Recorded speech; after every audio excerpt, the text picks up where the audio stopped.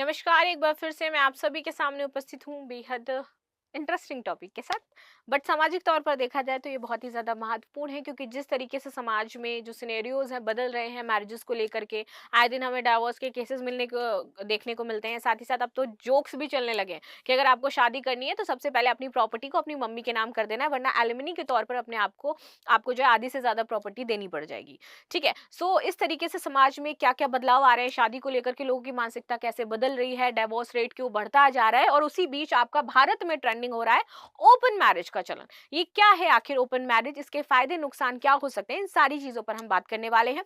मेरा नाम है प्राची मिश्र और संस्कृति आज के इस प्लेटफॉर्म पर आपका बहुत बहुत स्वागत है। तो आ जाते हैं, भारत में बहुत तेजी से ट्रेंड हो रहा है ओपन मैरिज का चलन। नाम में ही छिपी है पूरी कहानी, जानते हैं इसके पीछे का कारण क्या है। अब सबसे ज्यादा आपको चौंकाने वाली बात ये लगेगी कि इसके पीछे का कारण फाइनेंशियली भी है। यानी कि लोग ओपन मैरिज को बढ़ावा इसलिए भी दे रहे हैं ताकि वो फाइनेंशियली स्टेबल रह सके, फाइनेंशियली चीजों को कर सके। That's why open marriage is trending nowadays. चलो भाई, तो भारतीय समाज में विवाह को एक हम पवित्र रिश्ता मानते हैं, लेकिन ये जो पवित्र रिश्ता है आजकल थोड़ा अजीब तरीके से चल रहा है। क्योंकि माता पिता का रिश्ता जब हम इतना पवित्र मानते थे और उस पर कोई इस तरीके की कॉमेडी कर देता है, रणवीर अलाबदिया जैसा कोई इंसान जो कि नेशनल क्रिएटर है, अपूर्वा, मुझे लगता है कि उनसे ज्यादा गंदी और घटिया जो लैंग्वेज है वो किसी की भी नहीं है। एज अ गर्ल मैंने किसी को इतना गंदा बोलते हुए आज तक लिटरली नहीं सुना है। दैट वाज द गर्ल जिसको मैंने सुना है और जो इतना गंदा बोलती है। एंड समय रहना जो इन सारी चीजों को बहुत नॉर्मलाइज कर रहे हैं आज के समाज में, तो फिर तो ये बहुत छोटी सी चीज है जो हो रही है। क्योंकि अगर आप माता पिता से इन सारी चीजों के बारे में आप कॉमेडी कर ले रहे हो आज के समाज में, इन इंडिया, जो हम इंडियन कल्चर की बात करते हैं, जो हम इंडियन अपने सनातन धर्म की बात करते हैं, वहां पर आ जाता है, तो फिर ये जो कॉन्सेप्ट है ये भी बहुत जल्दी आपको चलन में देखने को मिल जाएगा। लेकिन समाज जिस दिशा में जा रहा है वहां पर हमारे सामने एक क्वेश्चन मार्क जरूर है कि क्या हम वाकई ऐसा भारत चाहते हैं, या ऐसा युवा या ऐसा यूथ चाहते हैं, और उस पर हम बहुत ज्यादा प्राउड फील कर रहे हैं। ठीक है, चलो आगे आ जाते हैं। लेकिन बदलते परिवेश में आजकल ओपन मैरिज का ट्रेंड चल चुका है। बाहर के देशों में ये चलन काफी पहले से प्रसिद्ध है। हम पूरी तरीके से वेस्टर्न हो रहे हैं, लेकिन वेस्टर्न लोग इंडियन कल्चर अपना रहे हैं और इंडियन लोग अब वेस्टर्न की तरफ भाग रहे हैं। लेकिन अब भारत में भी लोग ऐसे जो शादी है, कॉन्ट्रैक्ट मैरिजेस है या फिर ओपन मैरिज है, वो कर रहे हैं। सामाजिक और आर्थिक परिस्थिति के कारण पति पत्नी आपसी सहमति से एक दूसरे को अलग पार्टनर्स के साथ रोमांटिक रिलेशन में रहने की अनुमति दे देते हैं। यानी कि आप दो लोगों की शादी तो हो गई है, लेकिन आप दोनों की सहमति है कि जो आपका हस्बैंड है वो किसी और लेडी के साथ रोमांटिक रिलेशनशिप में रहे और जो वाइफ है वो किसी और लेडी के साथ रोमांटिक रिलेशनशिप में रहे, जिससे दोनों का बजट भी बना रहेगा और आर्थिक जो चीजें हैं वो भी पूरी होती रहेंगी। पारंपरिक विवाह में पति पत्नी केवल एक दूसरे के प्रति लॉयल रहते हैं, लेकिन ओपन मैरिज में दो लोगों के बीच एक भरोसा और एक समझदारी के आधार पर कुछ सीमाएं, इच्छाएं और उम्मीद को एक दूसरे के सामने साफ साफ स्पष्ट करना होता है। भारत में ओपन मैरिज का बढ़ता चलन। बीते हुए समय में भारत में सोशल मीडिया और डेटिंग एप्स का काफी हमें प्रभाव देखने को मिला है। आए दिन नए नए डेटिंग एप्स आ रहे हैं। बबल, टिंडर आप देख लो, जैसे डेटिंग एप्स पर लोग नए रिश्ते बनाने का ऑप्शन भी ढूंढ रहे हैं। वेस्टर्न इतिहास को अपनाकर भारत में भी कुछ लोग व्यक्तिगत आजादी के अनुसार अपना जीवन जीना चाहते हैं। मैं इस जुमले से परेशान हो गई हूँ, व्यक्तिगत आजादी। किस व्यक्तिगत आजादी की आप बात कर रहे हो? आपको ऑलरेडी फ्रीडम है यार चीजों को लेकर के, हमें हर एक चीज के लेकर के फ्रीडम है। ऐसा तो है नहीं कि आपको किसी ने बांध रखा है। और ये जो व्यक्तिगत व्यक्तिगत व्यक्तिगत है, तो आपको व्यक्तिगत रहना तो आप सिंगल रहो, शादी ही क्यों करनी है? फिर ओपन मैरिज भी क्यों करनी है? अगर व्यक्तिगत ही रहना है, व्यक्तिगत आपको सदा बी फ्री, सबके साथ रिलेशनशिप में रहो, फिर मेरा अगर ये मानना है तो। ठीक है, और आप बिल्कुल भी शादी मत करो, क्योंकि क्यों किसी के बच्चे जो होंगे उन पर एक मेंटल प्रेशर अलग होगा, बीवी पर मेंटल प्रेशर अलग होगा, परिवार वाले उसमें अलग घसीटे जाएंगे, तो ऑलवेज भी सिंगल यार, क्यों इतना ये सारी चीजें करना।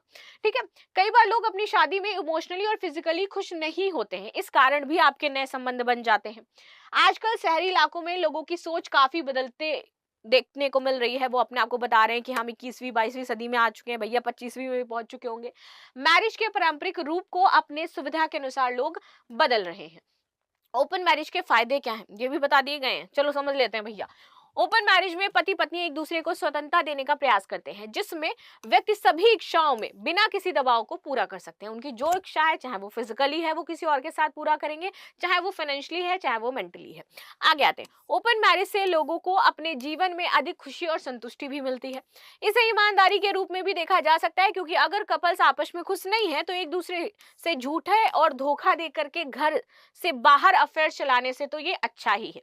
चलो एक पॉइंट मुझे ये देखने को मिला, यहाँ पर कि कुछ तो मुझे यहाँ पर पॉजिटिव चीजें देखने को मिली कि हाँ, झूठ और इन सारी चीजों से अच्छा है कि आप एक दूसरे को बता करके अलग अलग रहने लगो, साथ में मत रहो। लेकिन फिर अगर कपल्स में आपसी सहमति बन जाए तो बाहर धोखा देने की संभावना कम रहती है। चलो, क्या है ओपन मैरिज के नुकसान? भारत में अभी भी ओपन मैरिज को लेकर के कोई कानून नहीं है। फिर उसके बाद केसेस बढ़ेंगे, फिर मर्डर होंगे एक दूसरे के, फिर हमें आए दिन देखने को मिलेगा इतनी पीसेस में बॉडी काट करके फ्रिज में भर दी गई है। ये होगा, इससे क्राइम बढ़ेंगे इन इंडिया। ठीक है, प्रॉब्लम्स क्रिएट होंगी। बच्चों को अभी हम देखते हैं कि गुजारा भत्ता चाहिए, वाइफ को एलिमनी चाहिए, फिर क्या होगा? क्योंकि अगर आपके तीसरे लोगों के साथ फिजिकल संबंध हैं, उनसे अगर आपका बेबी होता है तो उसको आप किस नजरिए से देखोगे समाज में? क्या समाज उसको जीने देगा, या फिर क्या आप उसका उतने अच्छी तरीके से भरण पोषण कर पाओगे? ठीक है, तो ये भी यहाँ पर आ रहा है ना कि ये समाज पूरी तरीके से इसको स्वीकारेगा भी नहीं। आज के टाइम में भारत में जॉइंट फैमिली की परंपरा चली आ रही, इसीलिए ओपन मैरिज को समाज में इतनी आसानी से स्वीकारा नहीं जा सकता है।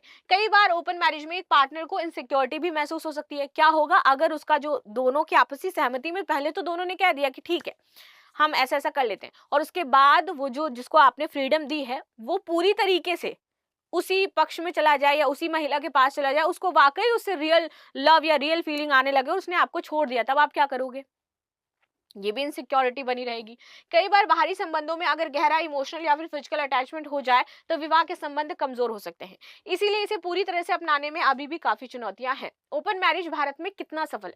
भारतीयों की जड़ें अभी भी परंपराओं से जुड़ी हुई हैं। ओपन मैरिज का सफल होना पति पत्नी के आपसी समझ, मानसिकता और सहमति पर निर्भर करता है।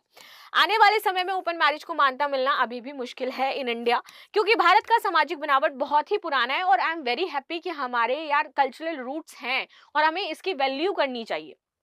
ठीक, इसे बदलना इतना आसान नहीं है। कुछ लोग इसे अपना रहे हैं लेकिन व्यापक तौर पर इसे स्वीकार अभी भी नहीं करते हैं और इसे स्वीकार करने में टाइम लगेगा। So this is the open marriage concept, जो कि प्रेजेंटली इन इंडिया धीरे धीरे ट्रेंडिंग हो रहा है। But what you guys think, और आपकी क्या राय है जरूर बताना। मिलते हैं नेक्स्ट क्लास में, तब तक के लिए धन्यवाद। लाइक शेयर सब्सक्राइब करना बिल्कुल भी ना भूलें, and thank you so much.